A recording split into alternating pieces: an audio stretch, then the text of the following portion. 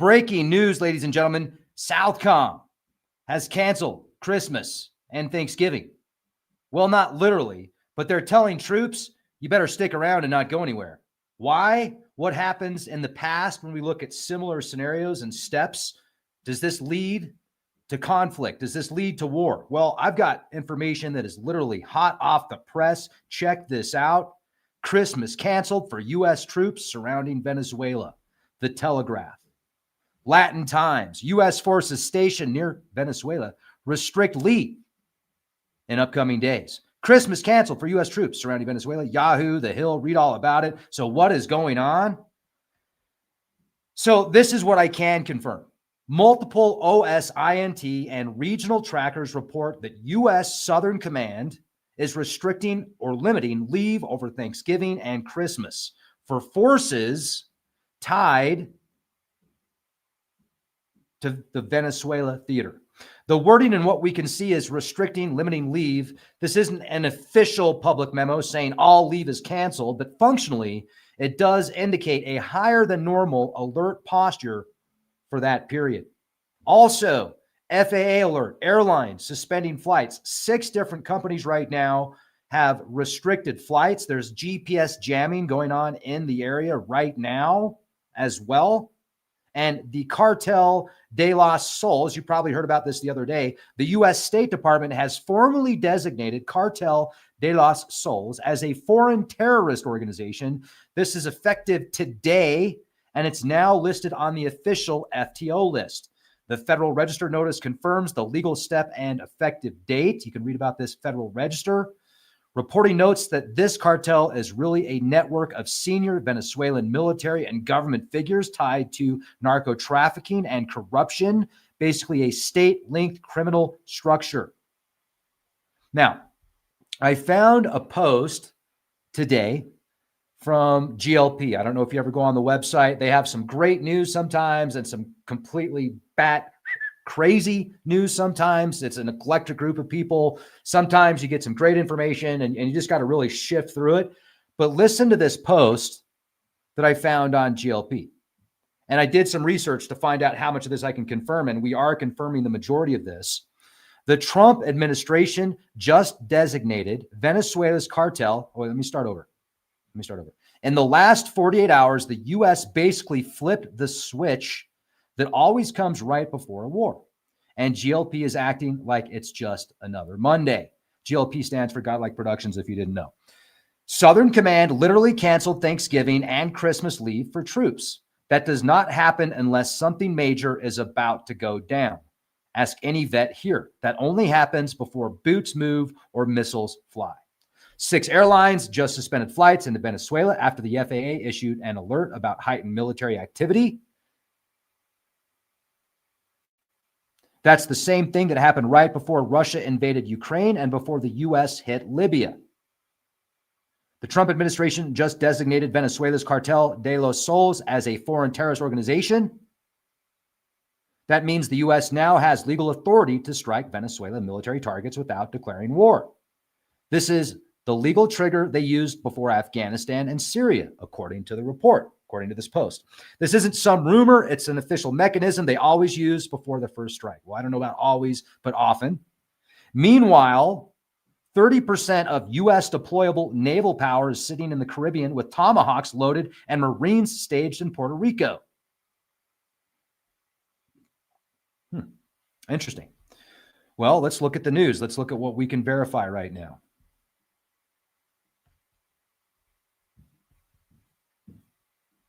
Check this out. Latin Times, The Telegraph, Christmas canceled for U.S. troops surrounding Venezuela. This is from ArmyRecognition.com. Flash info, 25% of U.S. Navy's deployed warships now in Caribbean as Ford Carrier Group leads the force. A U.S. television network reported that about 25% of all deployed U.S. Navy warships are now positioned in the Caribbean Sea. Centered on the USS Gerald R. Ford Carrier Strike Group, the buildup marks a sharpened U.S. response to tensions with Venezuela and efforts to pressure criminal networks tied to Maduro's government. The U.S. has launched one of its most significant recent maritime buildups concentrating about a quarter of the deployed surface fleet, including the USS Gerald Ford Carrier Strike Group in the Caribbean Sea. This move clearly signals a heightened U.S. response to intensifying tensions with Venezuela and a reinforced effort to counter criminal networks linked to the Maduro government. As reported by a leading U.S. network senior official, view the deployment as central to the Trump administration's strategy, which aims to disrupt cartel operations believed by Washington to be entwined with the Venezuelan state. Interesting. Now, airlines, this is confirmed. 6 airlines have canceled flights in Venezuela after FAA warns of dangers from heightened military activity. CBS News, ABC News, airline cancel flights to Venezuela. And then check this out. This is from Resilient Navigation and Timing Foundation. The GNSS interference near and in Venezuela, FAA warning. The U.S. Federal Aviation Administration issued an advisory yesterday about worsening security situations and heightened military activity in or around Venezuela. Not mentioned in the advisory, but cited by many media outlets, is that detected interference with GPS in the area has been increased significantly since September. High levels of GPS interference are often associated with military conflict zones. Degraded GPS has been associated with aviation and maritime accidents. And much of the interference seems to be coming offshore from Venezuela. Most recently, it seems to be coming from the ocean near Trinidad and Tobago, where U.S. Navy ships are said to be operating. GPS-wise, it looks like the warning should be for Trinidad and Tobago. GPS jamming and spoofing can be protective measures. After an attack on Venezuelan President Maduro by 2 explosives-laden drones in 2018, Moscow began spoofing GPS in the vicinity of the Kremlin and other locations to deter surveillance and attack by drone on Russian officials. Interesting.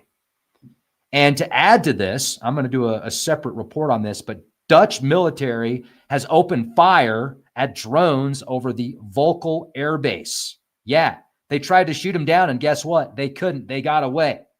That's very interesting. The military shoots at these drones. The drones disappear. They don't get any of them. That tells me that's some high technology or there's some pretty bad aims. Now, I want to go back to this real quick because when we look at the current situation with the naval and marine buildup in the Caribbean, we've got, as of late October, mid-November, estimates put 10 to 15,000 personnel in the Southern Caribbean and Puerto Rico, including Marines and Special Operations units, with some based in Puerto Rico and some afloat. Experts quoted in those pieces say that level is insufficient for a full-scale invasion, though, but very adequate for limited strikes and raids. Reuters also documented the U.S. upgrading an old Cold War base in the Caribbean as a staging ground near Venezuela, which fits a more serious contingency posture. Now, the U.S. has already carried out deadly airstrikes on suspected drug boats in the broader campaign. Media count 80 plus killed since September, and the UN has raised concerns about extrajudicial executions. So we're already in the low-level shooting phase, framed as war on drugs, not declared interstate war. Also,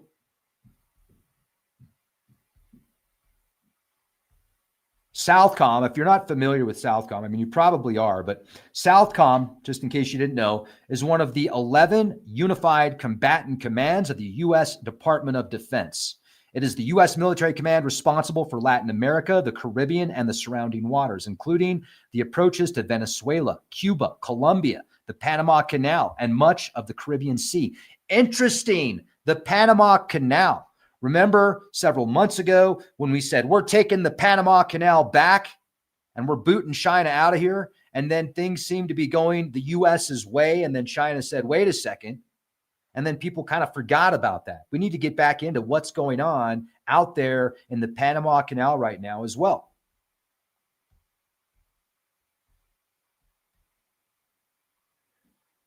So as of the 28th of October, we've got 10,000 troops approximately in the Southern Caribbean and Puerto Rico region. Another source says that buildup has grown and now takes the number of U.S. troops in the region to about 15,000, which includes the arrival of USS Gerald R. Ford. A more conservative estimate More than 6,000 sailors and Marines now operating in the region, and based on confirmed ship and asset postings, though this doesn't include all ground units. There are also U.S. warships, including destroyers, cruisers, a nuclear submarine in the Caribbean. Could this go nuclear? How much is Russia going to get involved, and China? This could be great for Russia and China to build up Venezuela in attempts to weaken the U.S. military. Kind of like Ukraine and Russia and NATO funding Ukraine as through various means and measures. So publicly verifiable, we've got between 10 and 15,000 U.S. forces, troops, air, sea assets combined in and around the Caribbean near Venezuela. So Venezuela's response, and they made this response about a week and a half ago, announced a massive deployment of its forces, like 200,000 troops, actually. The Venezuelan defense minister stated the country is preparing for guerrilla-style resistance in an event of U.S. attack, acknowledging limitations in conventional capacity. Maduro has publicly framed the U.S. presence as a threat to Venezuelan sovereignty, declaring maximum preparedness for defense. Venezuela's mobilization is reported to involve 200,000 troops. This includes branches of the military and militias in what they describe as a readiness posture. In addition to military mobilization, Venezuela has taken diplomatic propaganda steps condemning U.S. movements, rallying national unity, invoking imperialist aggression narratives, and Maduro even saying a couple of lines from Imagine. Imagine all the people. Sorry, I won't do that again. However, let's think about this, because 10 to 15,000 troops, if they've only got 10 to 15,000 troops out there right now, I do not see more than special operations taking place. I do not see a ground invasion with 15,000 troops. Now, there's no credible open source showing the U.S. has positioned invasion-size forces. That's 50,000 or more, approximately, for Venezuela. Analysts note current U.S. posture is consistent with limited strike pressure operations rather than full conquest. Now, 200,000 troops mobilized by Venezuela, verifying actual readiness, equipment quality, and logistics is harder to confirm all of that. That's just what we have been told in the media. Mobilization does not mean immediate war. Both sides still publicly frame actions as defensive or counter narcotics and sovereignty defense. So the next few weeks are going to be very critical, especially now that Thanksgiving and Christmas are essentially canceled for troops. Like, they don't want troops leaving unless it's extreme circumstances.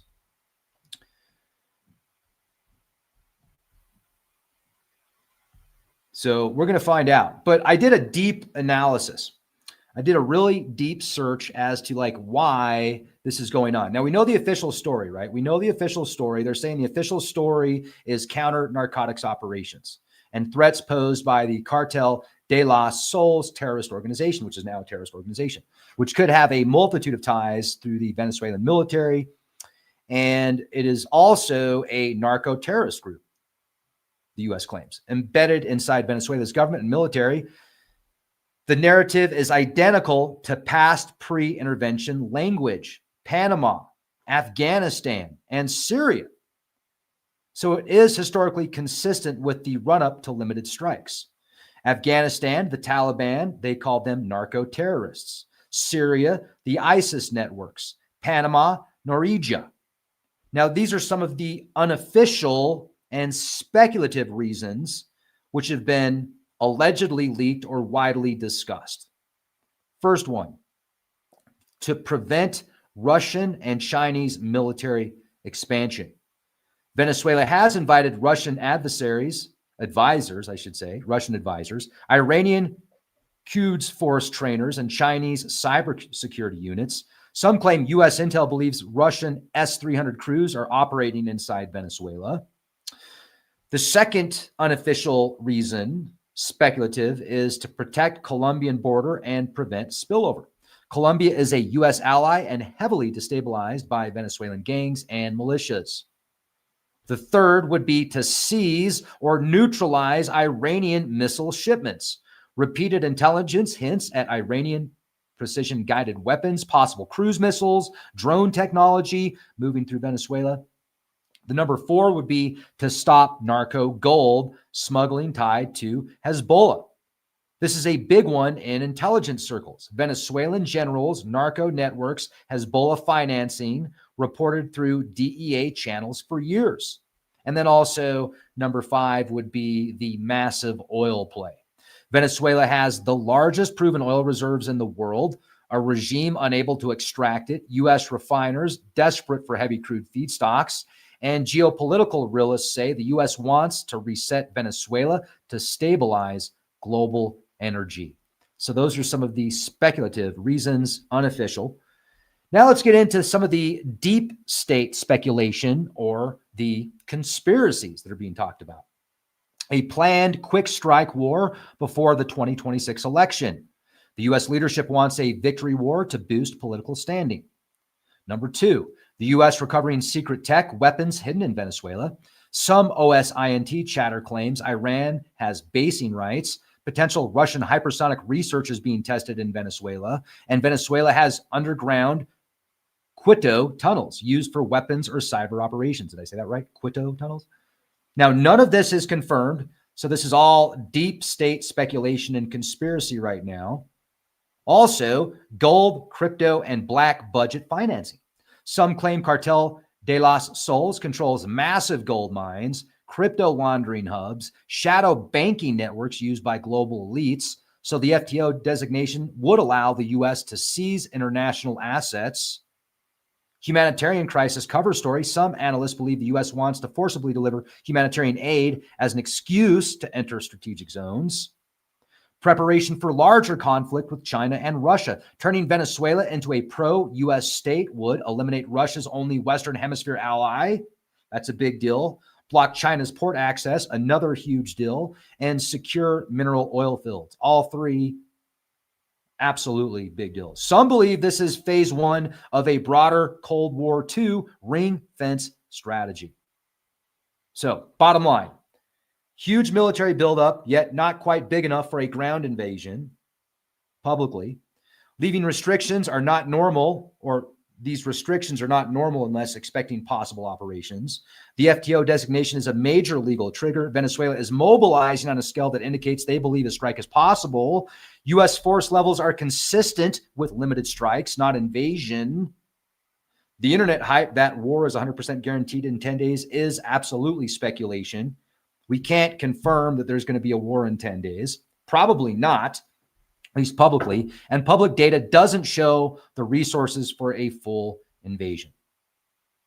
So the most realistic scenarios right now are limited U.S. strikes against the Cartel de los Soles leadership, air defense assets, missile sites, IRGC-linked units, narco-terrorist targets, followed by intense diplomatic pressure on Maduro. So there you go, ladies and gentlemen. That is just a quick update on today's breaking headlines. And we have many more. So hopefully you'll join us over on Patreon and Rumble. If you're watching on YouTube, thank you so much for watching on YouTube. Please hit the bell for all notifications and check back daily for new content. We upload at least 1 or 2 podcasts almost every day. And we're also doing the same on our Rumble page. We've got exclusive content on our Patreon page. But one of the things I was going to say is in a little bit here, I'm going to go live on Rumble and we're going to do like a 2-hour newscast with a plethora of news that is hot off the press, very important information that you need to hear about. So please subscribe to our Rumble page and leave a comment over there if you would as well. And I really appreciate you all very much. Have a beautiful day, everybody. Be excellent to each other and be the change you want to see. Thank you. And live long and prosper. Oh, wait, I got to do it like this. Live long and prosper. Double live long and prosper. Squared. I'm a dork.